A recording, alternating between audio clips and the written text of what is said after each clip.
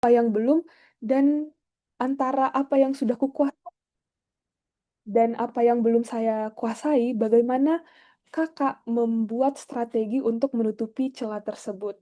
Nah, di sini Kakak memaparkan 6 strategi yang Kakak lakukan di awal, ketika semester 1 memulai perkuliahan di China.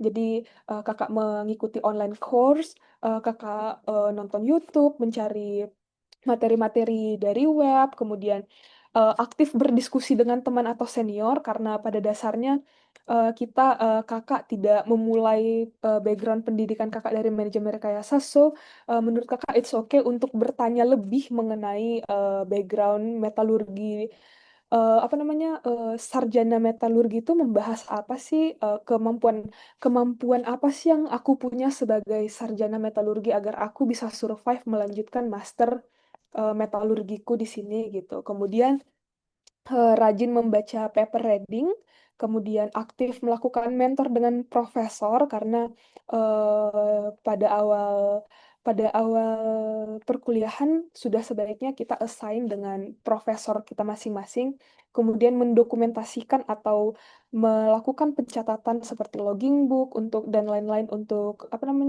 memudahkan manajemen kita dalam belajar, kemudian yang pastinya melakukan review dan refleksi. Jadi, mmm, misal di awal Kakak melakukan, gap apa yang sudah, apa yang belum, kemudian mencatat progres dan lain-lain.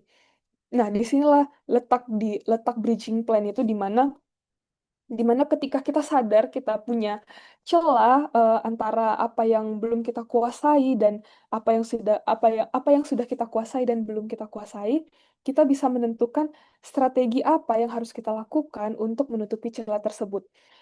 Mungkin adik-adik sekalian juga bisa menerapkan hal ini untuk perkuliahan ketika kalian memiliki kesulitan. Kalian bisa me-list dulu penyebabnya apa, kemudian mencari tahu strateginya apa, begitu. Nah, jadi dengan dari slide ini, Kakak menggunakan strategi ini dan bisa mengubah keterbatasan yang tadinya tidak tahu menjadi tahu untuk, belajar lebih cepat, begitu.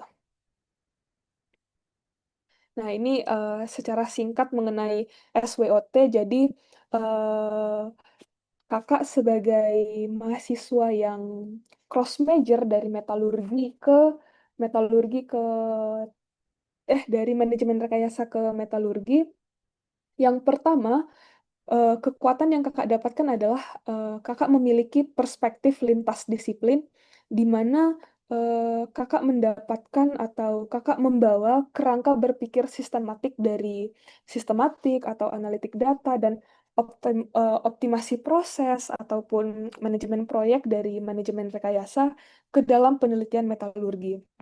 Sehingga, secara pribadi Kakak mendapatkan, advantage yang unik dibandingkan mahasiswa-mahasiswa dengan latar belakang linear, dengan pemikiran yang sangat teknis. Namun tetap ada weakness yang tadi adalah yang seperti Kakak jelaskan di slide sebelumnya, di mana ada gap fundamental antara ilmu dasar metalurgi. Nah, di sini, solusinya adalah Kakak sendiri harus mengejar cepat pemahaman konsep mengenai sains material seperti termodinamika secara lebih dalam atau kristalografi, elektrokimia yang tidak banyak Kakak dapatkan di S1 Manajemen Rekayasa. Kemudian selanjutnya opportunity apa yang bisa Kakak lihat? Opportunity-nya adalah hilirisasi nikel dan energi baru di Indonesia. Jadi yang tadinya latar kombinasi MR metalurgi bisa membuat Kakak memiliki perspektif unik. Nah, nanti ke depannya apakah Kakak bisa memanfaatkan peluang itu untuk memberikan atau mencari riset atau dan lain-lain untuk berkontribusi pada isu strategis di Indonesia. Mungkin aja seperti baterai EV atau material material energi baru lainnya. Kemudian yang terakhir adalah treat-nya. Ya, treat-nya adalah kompetisi akademik dan ekspektasi dari industri di mana, Kakak sendiri sempat merasa, sedikit tertinggal dari teman-teman yang sudah memiliki basic metalurgi di S1, begitu. Kemudian, next point yang kedua pada sesi pertama ini adalah study and scholarship. Nah, kakak melanjutkan studi di Central South University. Jadi Central South University ini sendiri merupakan university terkemuka di Cina dan merupakan bagian proyek 211, proyek 985. Itu apa Kak? Silahkan cari tahu sendiri gitu ya kan. Nah, terus kemudian Central South University ini sendiri berdasarkan academic ranking of university berada di urutan 94. Nah, untuk jurusan metalurgi, metalurgi engineering menempati urutan pertama di dunia. Kemudian Central South University ini juga termasuk World Class University dan World Leading Subject di China sendiri gitu. Ya, itulah alasan kakak yang semakin membuat kakak pasti ketika kakak melakukan submission ke dalam beasiswa ini karena kakak melihat bahwa reputasi CSU secara global, terutama di bidang new energy material itu bagus. Kemudian, dan ketika kakak menjalani studi di sini, fasilitas yang ada di CSU juga sangat mendukung. Namun, tidak hanya fasilitasnya, bagaimana dosen mengajar dan bagaimana supervisor membimbing kita terhadap research yang kakak lakukan itu sangat-sangat suportif begitu. Jadi kakak benar-benar menghargai kesempatan yang kakak dapatkan untuk studi di Cina ini karena kakak melihat bukan semata-mata kesempatan belajar tapi juga merupakan kesempatan tersendiri bagi kakak bagaimana bagaimana kakak bisa mengambil ilmu sebanyak-banyaknya pada saat studi ini dan membawanya nanti kembali ke Indonesia mungkin bisa diterapkan langsung secara nyata atau di-share lagi kepada adik-adik sekalian gitu. Kemudian next, ini adalah beberapa alumni dari Central South University di dunia industri. Jika teman-teman tahu beberapa produk yang ada di sini, misalnya ada CEO of China Railway Group, ada juga founder and CEO of BYD, kemudian ada founder Sunny Heavy Industry, CEO DJI, dan yang terakhir ada Prof. Sukaihua merupakan founder dan CEO of GEM Company Ltd yang merupakan co-founding dari pembiayaan beasiswa kakak pada saat ini. Kemudian untuk student activity di kampus dan internship, ini kakak tampilkan beberapa dokumentasi kegiatan. Jadi menurut kakak bersekolah di Central South University itu sendiri bukan hanya melulu di kelas, tapi seperti di kampus ITEDAL juga ada beberapa kegiatan menarik yang bisa kita ikuti dan eksperimen ke dalam apa namanya pengalaman dalam bereksperimen itu benar-benar nyata di dalam lingkungan industri eh, dengan industrial dengan public scale, kemudian juga kita berinteraksi dan kemudian di sini kalau adik-adik sekalian lihat eh, gambar di foto kanan atas itu tuh teman-teman Indonesia dari berbagai jurusan, dari berbagai university, eh, eh dari berbagai jurusan di Central South University pada acara Culture Festival. Jadi tetap ada interaksi, tidak melulu kampus, dan karena mahasiswa Indonesia di sana lumayan banyak interaksi.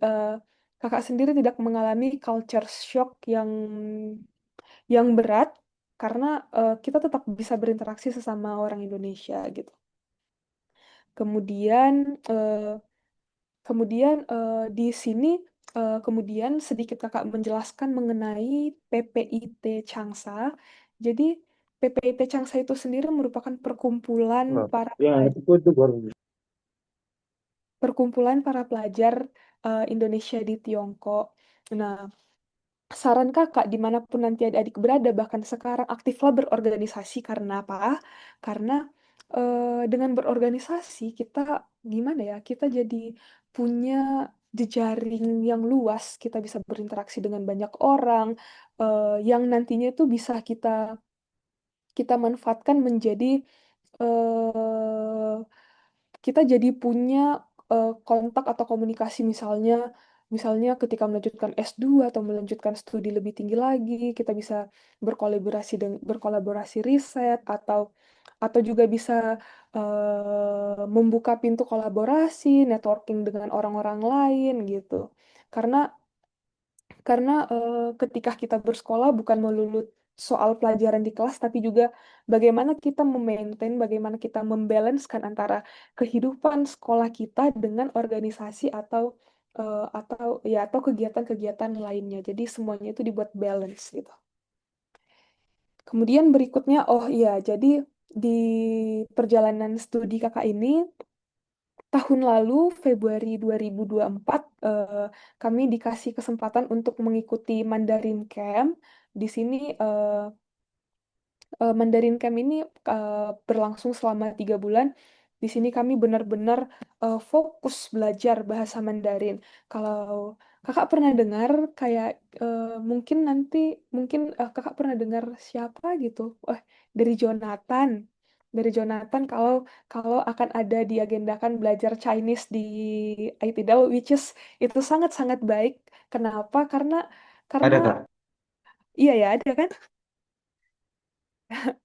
Iya, jadi menurut kakak itu adalah rencana yang sangat sangat baik karena kebutuhan akan Chinese language itu sudah semakin meluas ya. Jadi dan sebenarnya Chinese language itu bukan sesuatu yang Chinese Chinese language itu bukan sesuatu yang sulit untuk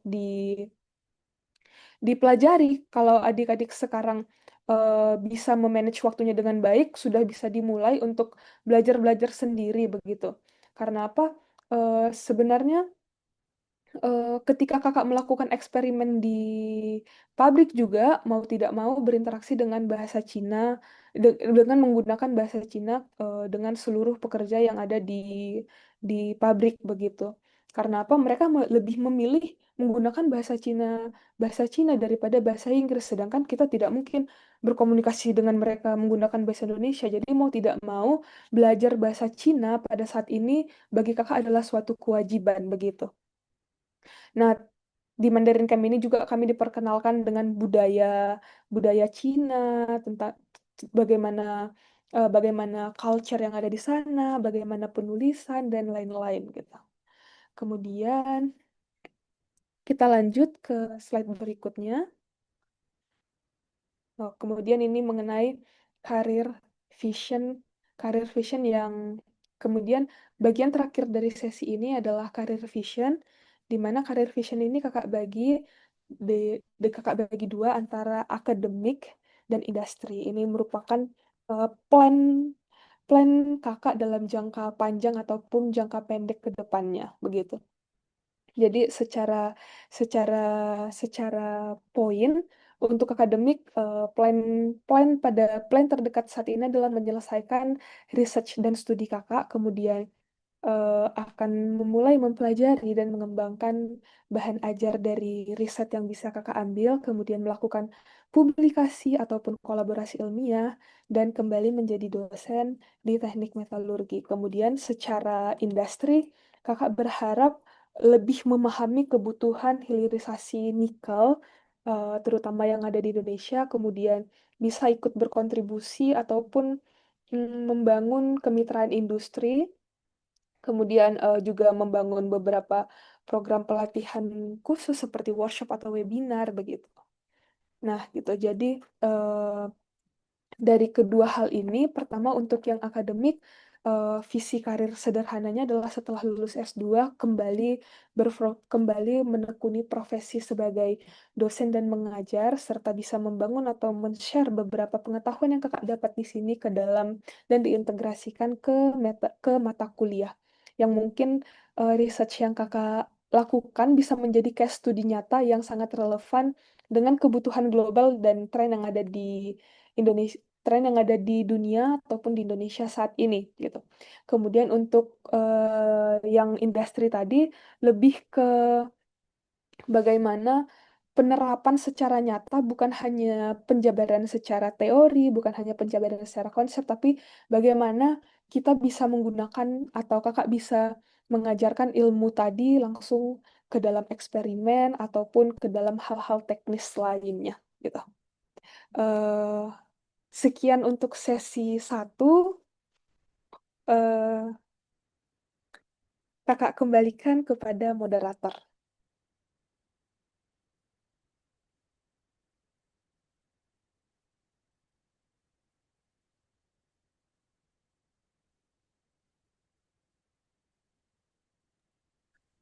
Em, Baik, terima kasih kepada Kak Natasha Dona atas pemaparan yang sangat menarik dan juga penuh insight.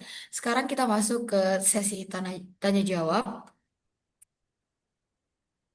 Bagi peserta yang ingin bertanya, dipersilahkan untuk menuliskan di kolom chat atau raise hand untuk bertanya langsung. Terima kasih.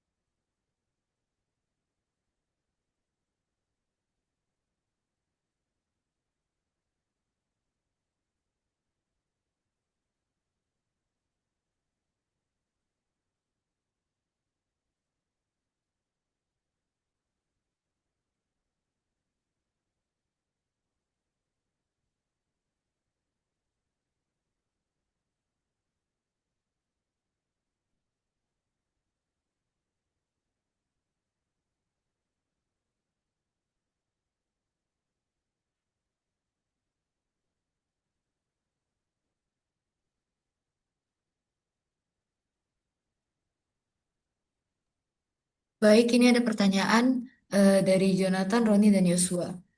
Kami bacakan ya, Kak. Ya, Izin bertanya, Kak, mengapa Kakak memilih ingin menjadi dosen ketimbang bekerja di industrinya langsung? Terima kasih. oke. Ini kita mau jawab satu pertanyaan atau kita tampung dulu, moderator gimana? Kayaknya bisa langsung dijawab aja, Kak. Pertanyaan yang menarik. Mengapa kakak memilih ingin menjadi dosen ketimbang bekerja di industri langsung?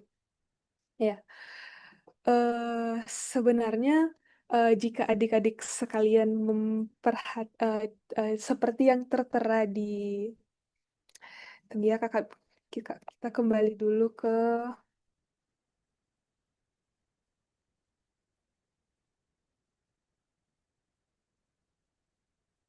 kita kembali ke slide berikut. Kakak ingin menunjukkan sedikit mengenai pengalaman kakak di IPEDEL. Nah, di sini teman-teman bisa melihat pada saat kakak menjadi mahasiswa, kakak aktif menjadi teaching assistant di organization baris terakhir, di mana kakak aktif menjadi teaching assistant fisika dasar 1, 2, kimia dasar, probabilitas dan statistika, sistem produksi, desain dan pengembangan produk begitu. Jadi memang pada dasarnya bahkan mulai di bangku kuliah keinginan untuk mengajar, passion untuk men-sharing ilmu itu sudah sangat kakak tekuni gitu. Jadi sebenarnya alasan alasan utama dan alasan tersendiri mengapa kakak memilih ingin kembali menjadi dosen dan salah satu tujuan kakak melanjutkan studi adalah sebagai plan atau jenjang karir yang kakak titi untuk menjadi dosen ya karena itu karena memang ada keinginan tersendiri untuk menjadi ada keinginan tersendiri untuk mengajar begitu. Nah, bagaimana bekerja di industri secara langsung sebenarnya pada saat ini kakak merasakan bagaimana suasana bekerja di industri. Eh, kakak, kakak kan kita balik ke slide berikutnya. Nah di sini, nah di poin internship gm.co.id ini kakak sudah memulai internship kakak pada tahun 2024 tahun lalu Agustus. Berarti per saat ini sudah setahun menjalani internship. Jujur, bekerja di industri itu sangat menarik dan bagaimana ya? Ada beberapa target yang harus kita capai. sama asiknya dan sama tantangannya menurut kakak sama antara bekerja langsung di industri dan jika nantinya menjadi dosen, tapi beberapa poin yang berbeda. Jadi, nah itu kalau misalnya teman-teman sekalian tertarik ke dalam dunia industri itu sangat baik karena peluang di dunia industri itu juga sangat luas. Ada berbagai macam bidang, apalagi metalurgi, sangat banyak yang bisa dilihat di dunia industri metalurgi. Begitu.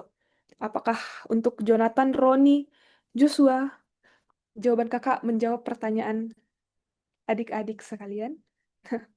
Jawab, Kak. Jawab, Terima Kak. kasih, Kak. Terima kasih, Kak. Ya, terima kasih. Ada pertanyaan lagi? Kakak jadi bingung kalau misalnya nggak bertanya antara terkesima atau memang tidak memperhatikan.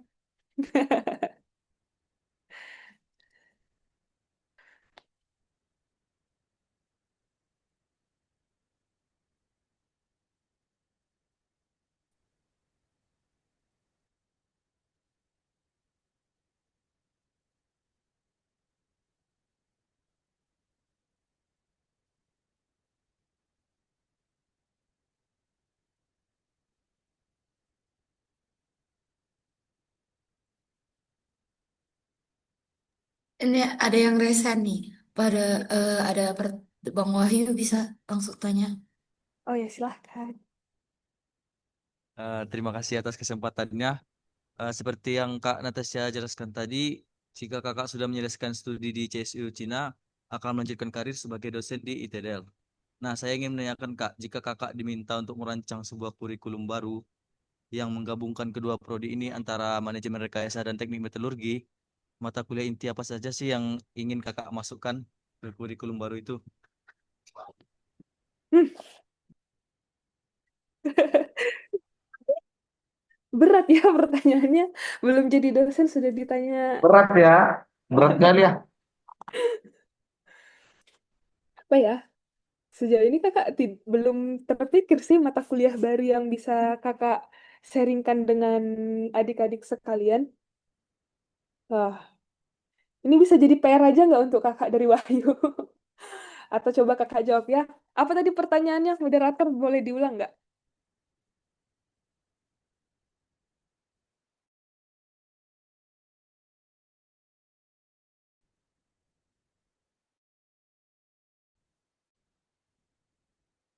Eh, Biar saya kurikulum baru Oh di ya, PTI. silahkan.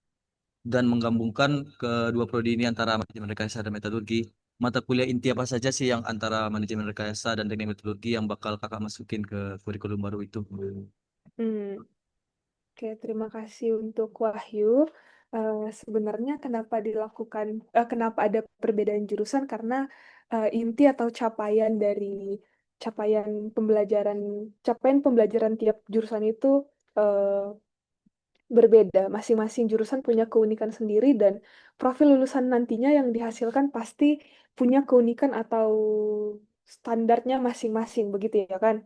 Kemudian sebenarnya untuk membuat kurikulum itu tersendiri tidak hanya langsung meliskan, tapi perlu berbagai stage. Mungkin kita harus perlu studi banding atau melakukan rapat berkali-kali begitu. Cuman eh, kakak belum melihat secara spesifik mengenai kurikulum ataupun mata kuliah yang ada di manajemen rekayasa ataupun metalurgi. Cuman untuk menggabungkan kedua jurusan ini, kakak rasa hmm, tidak ya tidak perlu dilakukan. Tapi kalau misalnya menyarankan mata kuliah untuk metalurgi, mungkin apa ya? Mungkin kita bisa bicara tentang energi material atau secara lebih advance mengenai metallurgical process atau mungkin sudah ada di apa namanya di ITDAL atau mungkin adik-adik sudah mempelajarinya begitu. Kakak kurang tahu karena apa? Seperti misalnya nih metallurgical process secara advance dia akan lebih relevan. Kita akan diharapkan untuk lebih relevan memahami proses industri, mungkin tentang kopresifikasi, mungkin tentang recycling, leaching dan lain-lain. Mungkin untuk dasarnya kita adik-adik sekalian pasti nantinya akan dapat di saat di S1 gitu. Itu sih mungkin metallurgical process. Terima kasih. Terima kasih Kak. Baik, terima kasih kepada Bang Wahyu dan juga Kak Natasha. Apakah masih ada yang ingin bertanya lagi?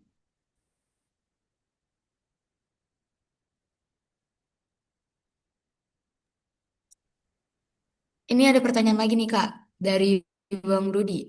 Ya. Izin Kak, sebelum ada kerjasama antara GEM ITEDEL, apakah pernah kepikiran untuk cross major sebelumnya Kak? Terima kasih Kak. Sebelum ada kerjasama antara GM ITDAL, apakah kepikiran untuk cross major sebelumnya? Tidak terlalu kepikiran sebenarnya. Jadi tadinya kakak juga stay di ITDAL sebagai asisten dosen dan ingin melanjutkan rencana awalnya ingin melanjutkan studi S2 tetap ke ranah Fakultas Teknologi Industri, mungkin langsung ke teknik industrinya ataupun di bawah Fakultas Teknik Industri. Kalau kita kan Fakultas Teknologi Industri kan. Nah, kemudian ketika teknik metalurgi dibuka di bawah FTI ITDL, kemudian di saat yang bersamaan juga beasiswa beasiswa kerjasama ini dibuka di Cina, terus kemudian kakak melihat kenapa beasiswa ini dibuka, latar belakangnya apa, kebutuhan Indonesia ini gimana, terus kakak melihat tentunya kakak mencari tahu apakah nantinya kalau kakak cross major bisa mengikutinya atau enggak. Jadi bukan semata-mata oh ada ada peluang ambil gitu enggak, tapi tetap kita manajemen kita kasih persiapan ke diri kita sendiri. Apakah kalau kita mengambil kesempatan itu kita akan bisa melaluinya, kita akan survive begitu kan? Nah, jadi sebenarnya GM IT Dell. Jadi tadinya kerjasamanya bukan GM IT Dell, tapi lebih ke GEM dengan LPDP gitu. Kemudian pada saat kakak studi, kakak lihat kalau misalnya IT Dell menjalin kerjasama dengan QMB begitu. Gitu. Jadi eh, kepikiran untuk cross major itu adalah keputusan sendiri setelah melihat berbagai peluang dan kesempatan ke depannya gitu, baik di dalam dunia akademik maupun di dunia industri. Begitu kepada Rugi. Baik, terima kasih Kak. Oke, Kak. Oke. Terima kasih Kak karena udah menjawab pertanyaan-pertanyaannya. Mungkin sekarang kita bisa lanjut ke sesi yang kedua Kak. Oke. Oke. Kita lanjut ke sesi kedua untuk adik-adik harap memperhatikan dan mempersiapkan mentalnya karena akan sedikit berat ya materi kita di sesi kedua ini. Kakak akan mengajak adik-adik sekalian menyelam ke dalam riset yang kakak lakukan. Oke? Kakak mau absen dulu, berapa dari kalian yang sudah familiar dengan lithium atau familiar dengan kosakata lithium ion battery atau katoda atau prekursor? Mungkin bisa menjawab di chat atau jawab langsung. Ada nggak yang udah pernah dengar lithium ion battery atau katoda atau nikel atau prekursor? Kira-kira gimana? Pernah, Kak. Pernah ya? Oke. Kalau pernah berarti sudah relate atau sekarang pun di googling nggak apa-apa. Kemarin kakak ada share paper dari melalui Pak Rizal. Jika paper tersebut di-share ke adik-adik, kakak berharap sudah dibaca. Itu merupakan referensi utama kakak untuk melakukan riset ini. Jadi perbedaan utamanya adalah kandungan nikelnya. Bagi yang membaca pasti mengerti apa yang kakak maksud. Tanpa berlama-lama, mungkin kita bisa melanjutkan dua, sesi dua dari sesi kedua dari webinar kali ini. Apakah nampak ya slide-nya? Jadi sesi kedua kali ini kakak akan membahas mengenai research on nickel rich precursor. Eh, judul yang kakak angkat untuk tesis kakak adalah Study on Crystalline Control Technology of 9 Series Ultra High Nickel Precursor. hal yang akan kita bahas pada sesi kedua ini ada 6. Yang pertama, kakak akan membahas tentang background dan research signifikan dari tesis kakak. Kemudian kita akan membahas tentang metode atau prosedur yang kakak lakukan untuk research ini. Kemudian bagaimana sih proses atau progres pengumpulan datanya. Kemudian eh, tes apa lagi yang dilakukan setelah eksperimen dilakukan. Kemudian kakak akan memberikan summary ataupun feature outlook dari tesis yang kakak lakukan. Kemudian kita tutup dengan sesi tanya jawab. Yang pertama, background and significant research.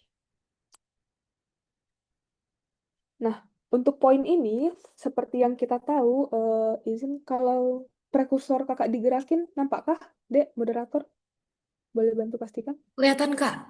Oke. Nah, bisa dilihat di gambar yang ini, seperti yang kita tahu, lithium ion battery. Lithium ion battery itu sebenarnya bentuknya banyak ya, tapi di sini kakak bikin ilustrasinya dalam bentuk seperti ini agar kita bisa melihat elemen-elemen main elemen yang ada di lithium ion battery itu seperti apa. Nah, jadi seperti yang kita tahu, lithium ion battery itu pada saat ini itu sangat esensial, terlebih lagi di electric vehicle, kendaraan kendaraan listrik gitu atau di energy storage. Karena apa? Karena dia memiliki energi density yang tinggi, high energy density, ataupun long cycle life. Jadi umurnya tuh cycle life-nya tuh panjang gitu. Secara general, lithium ion battery itu terdiri dari anoda, katoda, electrolyte, ada juga sebenarnya separator gitu. Nah, apa yang terjadi di sini mungkin adik-adik bisa cari tahu sendiri bagaimana lithium ion battery itu bekerja.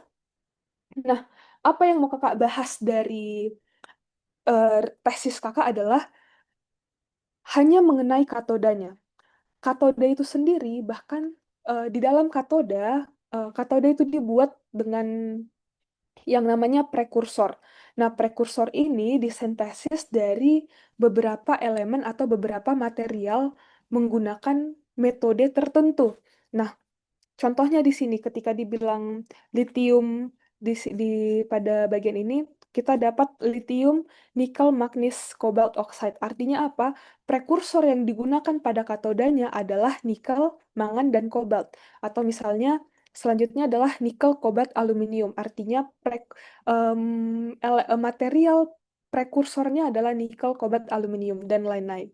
Nah, masing-masing prekursor itu punya spesifikasi yang berbeda-beda, punya keunggulan yang berbeda-beda, dan punya kelemahan yang berbeda-beda. Kalau yang kakak angkat sendiri nantinya adalah NMC, Nickel Magnesium Cobalt, di mana sebenarnya sama-sama memiliki spesifik energy density yang tinggi dengan NCA, karena sama-sama memiliki elemen nikel. Jadi nikel inilah yang sangat berpengaruh untuk capacity charge discharge capacity dari katoda itu gitu. Kemudian ada juga salah satu contohnya LFP. Di LFP ini spesifik energinya memang rendah, tapi kita bisa lihat lifespan sama safety-nya itu sangat tinggi gitu. Kemudian next-nya adalah kita lihat di poin yang ini, di bagian yang ini merupakan beberapa aplikasi dari lithium ion battery. Jadi lithium ion battery itu punya role yang sangat krusial di berbagai industri seperti elektronik, solar energy storage ataupun transportasi electric vehicle ataupun mobility seperti skuter dan lain-lain. Dah, seperti handphone yang adik-adik pakai sekalian juga menggunakan beberapa juga menggunakan lithium ion battery. Nah, ternyata faktanya lithium ion battery itu memiliki demand yang diekspektasikan grow sekitar 27% setiap tahunnya dan pada saat 2030 mencapai 4.700 gigawatt hour gitu. Secara region Cina secara region demand paling banyak itu Cina berasal dari Cina. Kemudian untuk sektor primarily driven-nya itu di electric vehicle, di mana lithium ion battery ini memang sangat digunakan untuk electric vehicle gitu. Jadi this massive growth sangat sangat penting untuk kita perhatikan karena ini tuh sangat memberikan apa ya? Sangat memberikan komponen-komponennya tuh sangat sangat sangat berpengaruh gitu dari katode itu sendiri, bahkan masih dari katode itu sendiri. Kemudian kita next. Ups. Nah, tadi kan kakak bahas tentang NMC atau NCM. Secara spesifik, kakak akan membahas mengenai NCM layer cathode capacity. Ada isunya, ada strateginya. Nah, jadi ini contoh penulisannya lithium nikel cobalt mangan. Nah, kita bisa lihat adik-adik di grafik yang ini ketika konten atau ketika komposisi dari nikel yang kita punya itu semakin tinggi, di sini mulai dari nikel 30, nikel 50, nikel selanjutnya ke sini mencapai nikel 98, discharge capacity-nya tuh semakin tinggi di sini, yang hitam. Sedangkan thermal stability-nya tuh semakin rendah. Ini untuk baterainya. Apakah masalahnya dimulai dari baterai? Ternyata tidak. Ternyata masalahnya juga, ternyata isunya itu sudah dimulai dari prekursor yang kita punya. Jadi ketika sintesis, ketika kita membuat prekursor untuk katoda, bisa jadi prekursor kita punya micro cracks yang mungkin akan membuat lithiation pada baterai bermasalah, atau mungkin ada residual lithium compound seperti itu, atau enggak, atau mungkin ada cation mixing. Nah, sejauh ini apakah sudah ada strategi yang dilakukan untuk mengimprove? Sudah ada. Misalnya di sini ada istilahnya surface coating, jadi prekursor yang dibuat dibalut lagi dengan elemen lain yang membuat prekursornya lebih tidak memiliki crack. Cuman kendalanya adalah tidak efektif secara cost. Atau kita juga bisa melakukan electrolyte modification, berarti ini bukan prekursornya, tapi salah satu part dari lithium ion battery tadi, tapi ini akan membuat isu untuk high energy density. Kemudian ada doping. Doping itu isunya adalah good safety, kemudian morphology engineering, tapi agak bermasalah untuk long term stability. That's why research kakak ini ingin memadukan beberapa dari strategi tersebut sehingga target di masa depannya bisa memiliki strategi yang termodifikasi dengan baik dan bisa mencapai hal-hal yang diinginkan seperti memiliki high specific capacity tapi juga dengan good thermal stability gitu. Next. Nah, ini adalah beberapa metode yang bisa digunakan untuk research kakak. Ada namanya Sol Gel, ada plus minusnya, ada hydrothermal, ada co-precipitation, ada solid state, dan ada combustion. Metode yang kakak gunakan itu adalah co-precipitation synthesis of NCM precursor. Sebenarnya ada 3, kakak menggunakan yang namanya hydroxide. Karena apa? Di hydroxide ini, metode atau teknik co-precipitasi itu kita bisa mengadjust super saturation dari reaksi yang kita lakukan. Dengan apa? Dengan mengontrol pH, NH3, dan temperatur selama reaksi. Jadi, teman-teman kalau tahu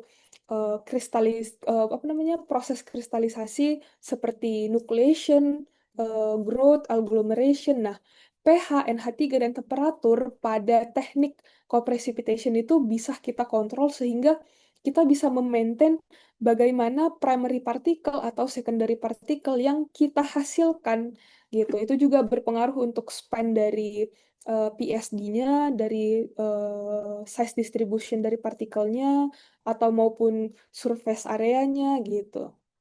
Jadi co-precipitation ini sendiri lebih unik, lebih balance, dan intinya adalah bisa digunakan di skala besar karena target kakak adalah melakukan sintesis di volume 200 liter gitu. Kemudian next ini adalah secara detail eksperimental skema dari tesis yang kakak lakukan. Jadi kakak untuk menciptakan prekursor, kakak akan mengkontrol crystallinity yang terjadi selama reaksi dengan apa? Yang pertama ada kontrol pH, ada kontrol NH3, dan ada kontrol temperatur. Dengan 3 treatment berbeda, ada dense method namanya, kemudian ada seed crystal method, kemudian ada doping method. Nah, apa bedanya, Kak? Nah, gini. Jadi kalau co-precipitation itu sendiri adalah teknik di mana kita menggunakan pH dan amonia untuk mengkontrol kristalisasi dari eh, dari reaksi kita. Kalau densi itu kita memulai semuanya dari awal, mulai dari nukleasi, kemudian lanjut ke growth hingga ke prekursor akhir. Sedangkan kalau seed crystal ini kita sudah punya nukleasi yang nantinya tinggal di growth saja gitu. Jadi dia tinggal dikembangkan hingga ukuran tertentu.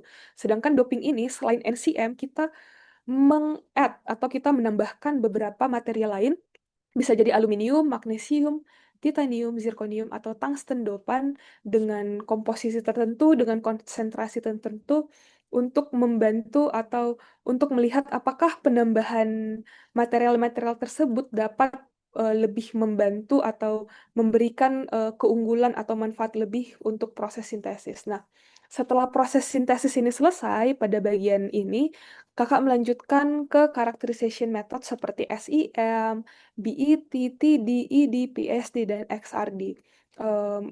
Mungkin yang anak 2023 sudah pernah dengar SEM atau XRD, atau anak 2024, dan bagaimana tools ini bekerja nantinya gitu. Bagaimana apa yang kakak lakukan dengan tools ini? Bagaimana tools ini kakak gunakan sebagai karakterisasi di research kakak. Kemudian yang terakhir, setelah prekursornya selesai, kakak akan menggunakan prekursor tersebut, menciptakannya menjadi cathode, kemudian mengassemblinya menjadi baterai, dan kakak melakukan tes baterai atau yang disebut dengan electrochemical performance. Di sini dengan prekursor yang berbeda-beda itu kakak ingin melihat apakah memang kondisi sintesis yang berbeda-beda itu akan menghasilkan electrochemical performance yang berbeda. Apa sih bedanya gitu? Next, significance of the research. Jadi hal yang sangat signifikan dari research ini adalah research ini dilakukan di industrial scale 200 liter. Umumnya beberapa penelitian itu dilakukan di lab scale dengan ukuran reaktor mungkin hanya 2 liter, 6 liter, atau 10 liter. Atau maksimal untuk lab scale itu ada di ukuran 10 liter. Tapi kakak langsung terjun ke industrial scale secara nyata mengkontrol dari reaksi itu di ukuran reaktor sebesar 200 liter. Kemudian kakak di sini menggunakan nikel dengan komponen 96% nikel, kemudian kobaltnya hanya 2% dan mangannya 2%. Kemudian di sisi lain untuk konten nikel 96, kakak melakukan doping seperti aluminium, magnesium, titanium, zirconium, dan tungsten gitu. Jadi ini untuk melihat apakah elemen-elemen tersebut dapat menginjenir kristal dari prekursor yang dihasilkan, dan apa sih efeknya terhadap properties dari prekursor yang kakak hasilkan gitu. Next, research method and procedure. Pertama, ini untuk secara konsep atau secara teknis bagaimana rute dari sintesis rute sintesis NCM prekursor dengan menggunakan kopresipitasi. Jadi untuk tahap awal kakak akan mempersiapkan raw material untuk reaksi ini. Jadi raw materialnya ada nikel nikel sulfat, kobalt sulfat, dan mangan sulfat, kemudian dicampur ke dalam satu tank yang sama dengan komposisi berikut seperti yang kakak jelaskan tadi, nikelnya 96. Jadi harapannya memang kapasitas dari baterai yang dihasilkan di akhir itu sangat sangat tinggi gitu.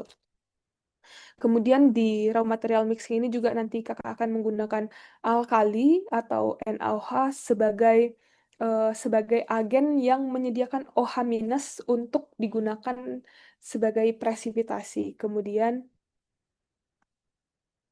Ada juga kakak menggunakan complexing agentnya yaitu amonia, di mana amonia ini akan berperan menjadi firm soluble amine complex with metal ion. Jadi dia akan sedikit mengdelay presipitasi yang ada di dalam tank untuk nantinya akan terpresipitasi lagi dengan OH-. Kemudian stage kedua adalah reaksi yang terjadi di dalam reaktor. Jadi tadi setelah raw material ternary solution, ini ternary solutionnya ini masuk ke dalam reaktor, NaOH juga dimasukkan, NH3 juga dimasukkan, terjadilah proses kopresipitasi. Proses kopresipitasi dengan tiga material tadi.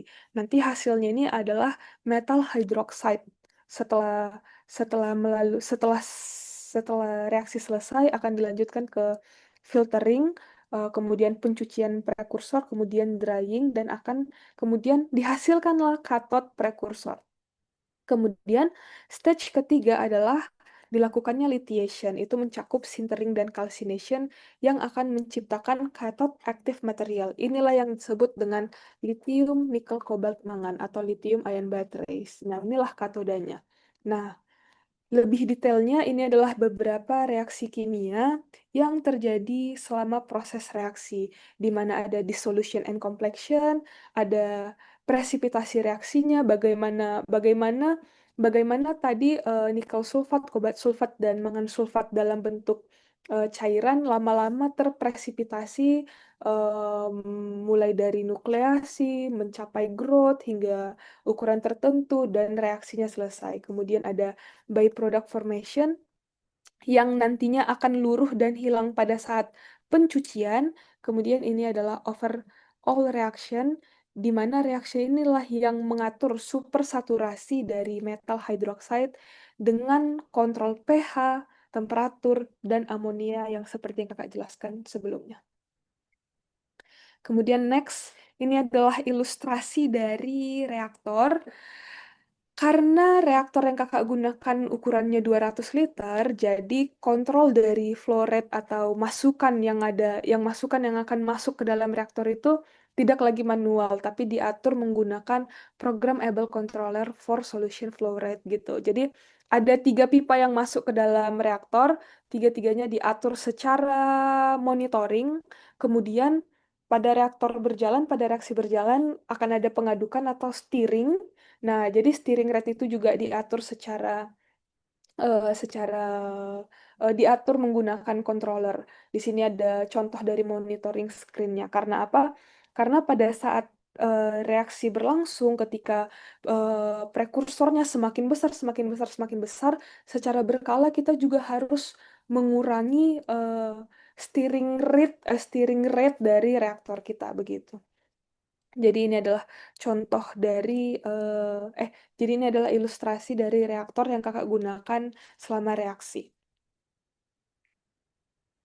Kemudian kakak next, ini yang tadi significance of the research. Kemudian ini adalah detail bagaimana kakak menentukan range dari pH eksperimen kakak. Di sini pH dari sistem itu sangat-sangat berpengaruh karena pH itu yang benar-benar mengatur supersaturation level dari reaksi kakak. Bagaimana reaksi itu mulai ternukleasi, kemudian bagaimana prekursornya akan growth itu sangat-sangat ditentukan oleh pH gitu. Karena apa? Karena OH- tadi yang pH tadi yang NaOH tadi yang menyediakan OH- untuk sebagai agen yang membuat NCM-nya terpresipitasi begitu.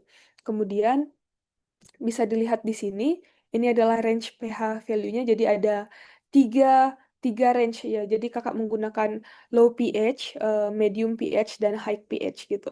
Kemudian untuk kondisi yang lainnya dibuat sama seperti NH3, temperatur, dan steering rate. Kemudian reaksi akan berhenti ketika prekursor sudah mencapai ukuran 11 mikrometer gitu. Bagaimana mengeceknya nanti kita lihat berikutnya bagaimana kakak mengkontrol atau bagaimana reaksi ini dilakukan gitu. Kemudian selanjutnya ini juga masih mengenai masih juga mengenai kondisi kondisi eksperimen. Kalau yang ini bedanya di amonia. Jadi ketika kakak sudah mendapatkan pH value yang efisien dan paling bagus itu di rentang 10,5 plus minus 0,2, kakak membuat kondisi yang berbeda untuk amonianya atau NH3, di mana kakak juga menggunakan NH3 low amonia, medium amonia, dan high amonia dengan kondisi yang lainnya itu sama seperti pH, temperatur, stirring rate itu semuanya sama. Achieving partikelnya juga ukurannya sama. Kemudian yang terakhir itu, kemudian yang selanjutnya adalah temperatur dari reaksi gitu. Jadi reaktor itu sendiri bisa kita atur suhunya. Di sini kakak mengatur suhu dari reaksi itu ada di low temperatur 40 derajat, kemudian medium temperatur itu 55 derajat, dan high temperatur itu di 70 derajat. Nah, untuk sebelumnya di pH kakak menggunakan suhu 55 derajat, di amonia juga suhu 55 derajat, namun untuk di temperatur kakak ingin melihat setelah kakak mendapatkan pH optimum dan amonia optimum, apakah perbedaan temperatur juga mempengaruhi reaksi yang kakak lakukan begitu. Kemudian ini untuk doping, di sini sudah didapatkan pH optimum, amonia optimum, temperatur optimum, kemudian kakak menambahkan beberapa elemen untuk melihat apakah elemen-elemen yang ditambahkan ini bisa memberi benefit lebih untuk prekursor yang kakak hasilkan gitu. Kemudian ini adalah bagaimana prekursor yang sudah dihasilkan diciptakan disentering dan dikalsinasi sehingga menjadi katot aktif material, yang nantinya katot aktif material itu menjadi salah satu main komponen yang di awal tadi main komponen untuk membuat lithium ion battery gitu. Ini merupakan detail dari eksperimen yang kakak lakukan. Kemudian next ini adalah main characterization method. Jadi semua prekursor yang dihasilkan tadi melalui semua karakterisasi yang ada di slide ini. Pertama, selama reaksi di sini ada optical microscope. Jadi per 2 jam awal, selama 12 jam di awal, per 2 jam itu kakak selalu mengambil sampel untuk dilihat apakah reaksinya masih berjalan dengan baik atau terjadi aglomerasi parah yang harus mengulang reaksi dan lain-lain. Karena jujur mengontrol reaksi itu bukan sesuatu yang mudah, jadi wajar kalau misalnya kontrolnya susah dan reaksinya gagal sehingga kita harus ulang begitu. Itu untuk optical microscope. Kemudian ada SEM, ini scanning electron microscope, hasilnya nanti ada di akhir. Kemudian hasil dari foto SEM ini dianalisis menggunakan ImageG software atau nano measure software. Kemudian ada juga tes XRD untuk melihat eh, untuk melihat bagaimana bagaimana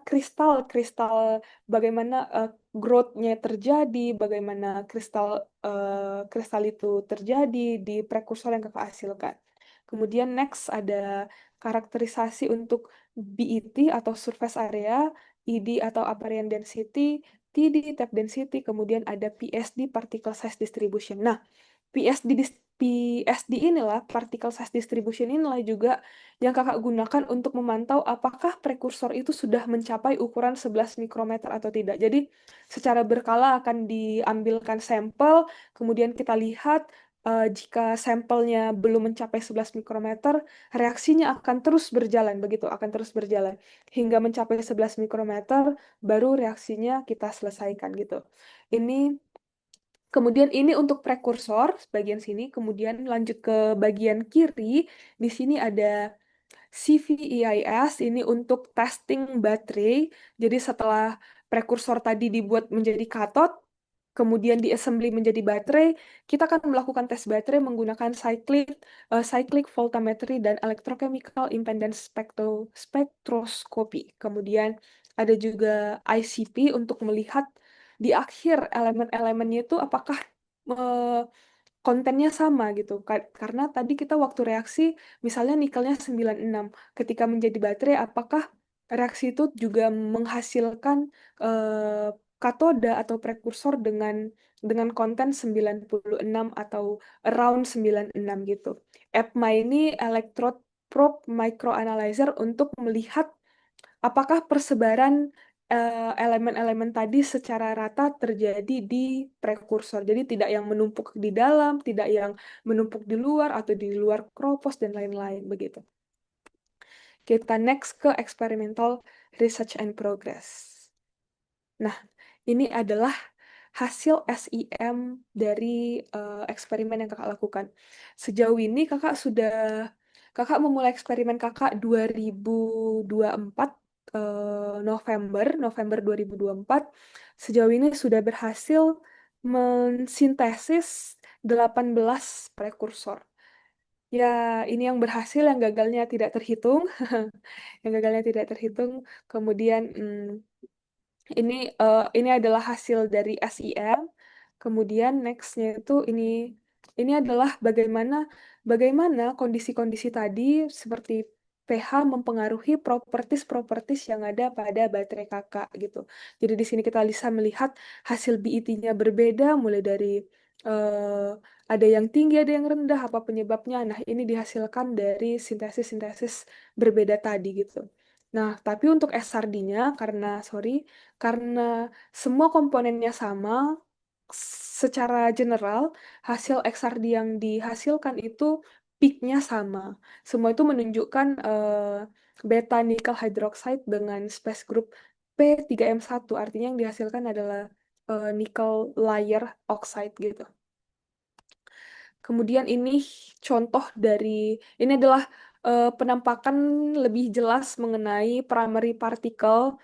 Jadi ini adalah mungkin adik-adik harusnya mengerti ini adalah kristal-kristal yang menumpuk sehingga membentuk growth gitu. Nah, ketika partikelnya dibelah, penampakannya seperti ini. Bisa dilihat ternyata sintesis yang berbeda-beda itu membuat growth-nya juga berbeda-beda. Misalnya di proses yang ini dia lebih kropos di dalamnya. Di bagian yang di sini apa namanya persebaran porositinya itu lebih merata. Di bagian sini porositinya lebih kecil. Di bagian sini bagian luarnya itu hampir tidak terdapat porosity. Begitulah untuk yang pH. Sebenarnya sama untuk NH3 juga hasilnya kurang lebih sama. Tapi di sini kakak mention ketika NH3 konsentrasinya dinaikkan, BET-nya decrease. Tapi TD dan AD-nya itu menjadi increase. Artinya apa? Ketika kita menaikkan NH3, complexing agent-nya itu semakin bertambah. BET-nya itu decrease. BET itu berpengaruh terhadap porosity gitu. Jadi ketika kita memperbanyak amonia pada saat proses reaksi, eh, maka porosity dari partikel atau prekursor yang kita hasilkan semakin rendah gitu. Ini hasilnya. Adik-adik bisa lihat. Mungkin, nah, jadi satu lagi proses yang kakak lakukan selama karakterisasi ini, di sini kan ada primary particle. Seperti jarum-jarum ini, ada primary particle. Nah, primary particle ini satu-satu dihitung panjang dan lebarnya. Dan minimal pengambilan sampelnya itu untuk per gambarnya ini sekitar 200 atau 300 sampel gitu. Jadi itu adalah serangkaian proses yang harus dilakukan untuk research ini gitu. Jadi akan dihitung bagaimana sih perubahan dari distribusi panjang lebar yang dihasilkan eh, dari dari prekursornya begitu. Ketebalannya, panjangnya, porosity-nya. Jadi semua yang ada di gambar ini, elemen-elemennya itu sangat-sangat dihitung dan dibandingkan dan di, disesuaikan dengan teori supersaturation yang dipengaruhi oleh pH, amonia, dan temperatur tadi. Kemudian ini untuk temperatur. eh, Kondisi yang ketiga untuk yang temperatur adalah ini. Di sini juga hasilnya kurang lebih sama. Ketika ketika temperatur dinaikkan, secara keseluruhan BET, TD, dan ED-nya itu menjadi turun. XRD-nya masih sama karena apa? Karena komponen yang kakak gunakan tetap sama, yaitu nikel, kobalt, dan mangan NCM. Next ini. Nah, ini tadi. Tadinya kan kakak menggunakan 55 derajat untuk seluruh reaksi kakak, tapi ternyata ketika dilakukan di temperatur berbeda, ketika dilakukan di temperatur berbeda, hasilnya ternyata jadi signifikan, berbeda secara signifikan. Misalnya di sini kita lihat ketika dilakukan di suhu 40 derajat, hasilnya itu akan lebih tipis, lebih jarum dibandingkan di temperatur 70 derajat. Hasilnya jadi akan lebih tebal, dan kita juga bisa lihat di sini di temperatur 40 derajat itu porositinya di bagian luar menjadi lebih besar dibandingkan di temperatur lainnya gitu. Jadi temperatur lainnya itu akan lebih solid dibandingkan porosity yang di 40 derajat gitu. Karena apa? Karena eh, temperatur temperatur sendiri itu juga memegang role penting untuk precipitation rate-nya. Jadi ketika suhunya kita naikkan atau kita turunkan, particle growth kinetiknya itu apa namanya, suhunya itu mempengaruhi particle growth kinetik. Jadi pergerakan antara ion-ion yang ada di dalam, kristal-kristal yang ada di dalam, bagaimana kristal itu bisa menempel sehingga membuat growth itu sangat sangat sangat berpengaruh dengan temperatur reaksi, dan ini juga mempengaruhi reaksi dari waktu dari reaksi yang digunakan. Jadi bisa adik-adik lihat di sini, untuk mencapai ukuran yang sama di 40 derajat, reaksi akan menjadi lebih lama, bisa mencapai 140 jam untuk satu reaksi. Sedangkan ketika kita menggunakan suhu reaksi 70 derajat, reaksinya itu untuk mencapai ukuran yang sama di 11 mikron hanya membutuhkan 32 jam atau 30 jam gitu. Gitu dia. Selanjutnya, ini adalah, nah tadi itu kakak ada menjelaskan di awal kan mengenai dense dan seed.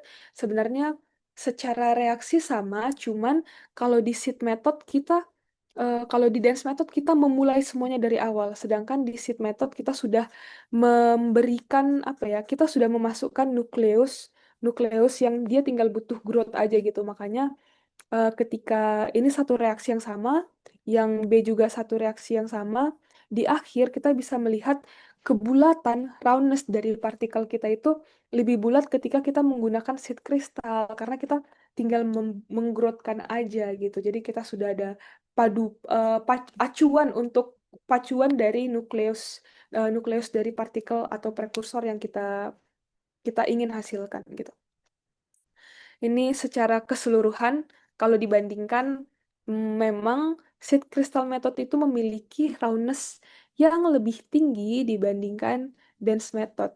Misalnya di sini, kalau adik-adik lihat di S3B, distribusi dari roundness prekursornya itu 0,928 sampai 0,988. Artinya apa? Jika roundness mencapai 1, berarti prekursor yang dihasilkannya itu bulat sempurna. Jadi di sini nyaris rata-rata prekursornya itu bulat. Nah, apa gunanya Kak? Emang apa apa hubungannya antara kebulatan dengan baterainya nanti? Nah, itu sangat mempengaruhi bagaimana prekursor itu nantinya di coating dan menjadi katot ketika diassembly dengan baterai. Next, ini adalah contoh dari karakterisasi EPMA dan ICP, di mana kita bisa melihat persebaran ini adalah persebaran nikel, ini persebaran kobalt, dan persebaran manganis. Ini adalah 4 sampel yang kakak ambil untuk dites EPMA dan ICP-nya. Secara keseluruhan, elemen elemen NCM tersebar secara merata di dalam prekursornya gitu.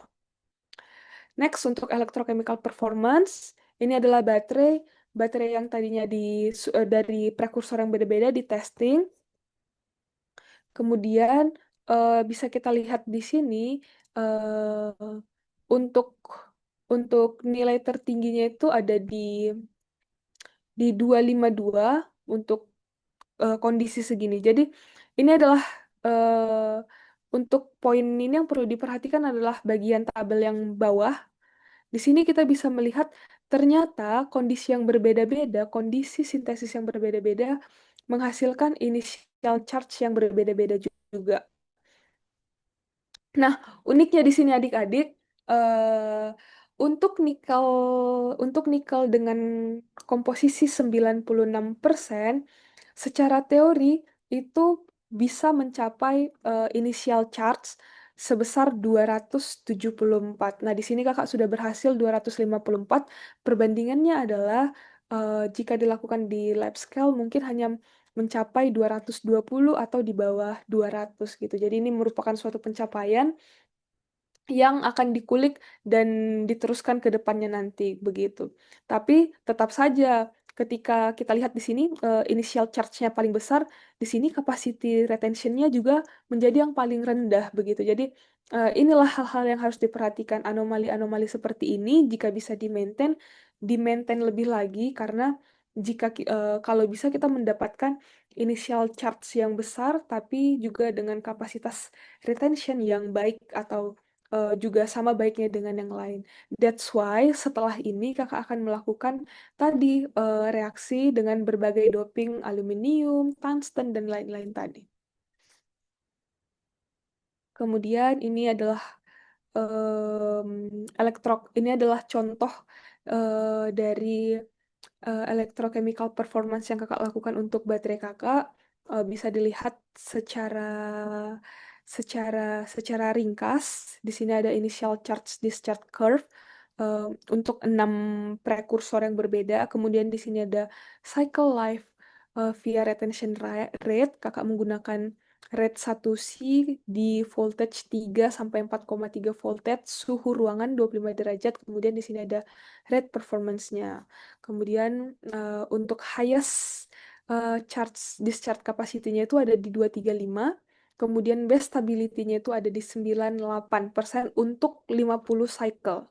Kemudian top performance-nya itu ada di ini eh, S3A, S1A. Itu kalau kita lihat di sini berarti S3A itu dengan pH value segini, dengan pH value 9,7 sampai 10,2 dan amonia 4 sampai 6 gitu. Jadi eh, akhirnya dibuktikan bahwa reaksi kondisi reaksi yang berbeda bisa menghasilkan electrochemical performance result yang berbeda gitu. Summary of experiment, scale up validasi bahwa confirm reaksi ini bisa dilakukan di skala industri 200 liter dengan komposisi nikel kobalt mangan 9622 mencapai 11 ukuran 11 mikrometer. Kemudian benar bahwa pH, NH3 dan temperatur itu sangat mempengaruhi supersaturasi dari reaksi. Kemudian perbedaan dari seed crystal method di mana seed crystal method akan mendukung spherical atau roundness atau kebulatan dari prekursor itu menjadi lebih baik daripada dense method. Kemudian di sini seperti yang dijelaskan tadi high capacity-nya itu ada di 235 dan best stability-nya itu ada di 98% sampai 97% untuk 50 cycle. Future outlook-nya itu melakukan beberapa jenis doping lagi, kemudian harapannya bisa menghasilkan patent dan submit paper atau jurnal. Sekian dari sesi kedua ini. Terima kasih adik-adik mendengarkan. Kalau ada pertanyaan dipersilahkan, atau ada materi yang kurang jelas atau ingin ditanyakan lagi, silahkan. Kakak kembalikan kepada moderator. Baik, terima kasih Kak atas sesi keduanya. Mungkin buat teman-teman, kakak abang yang mau bertanya bisa langsung aja raise hand atau tulis di kolom chat ya.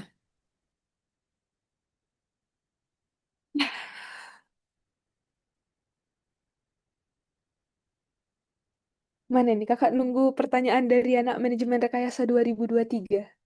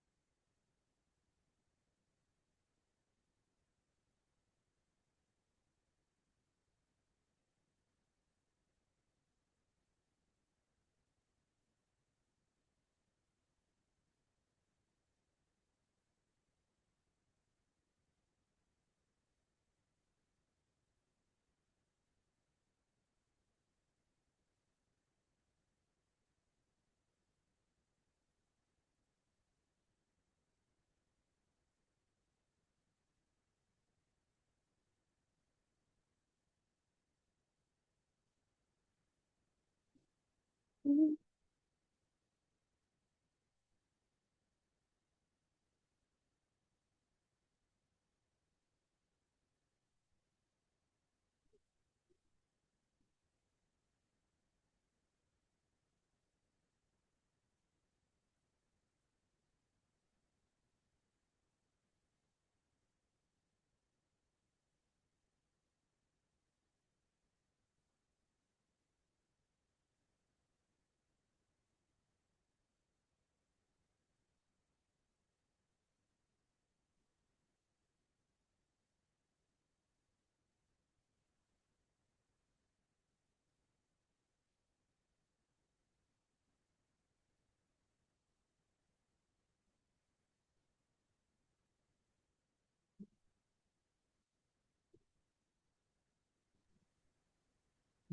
Baik Kak, sudah ada yang raise hand untuk Bang Wahyu Hasibuan. Dipersilakan untuk memberikan pertanyaannya ya Bang. Terima kasih Bang. Eh, Terima kasih atas kesempatannya. Saya ingin menanyakan ke Kak Natasha, tantangan utama kakak saat melakukan scale up dari lab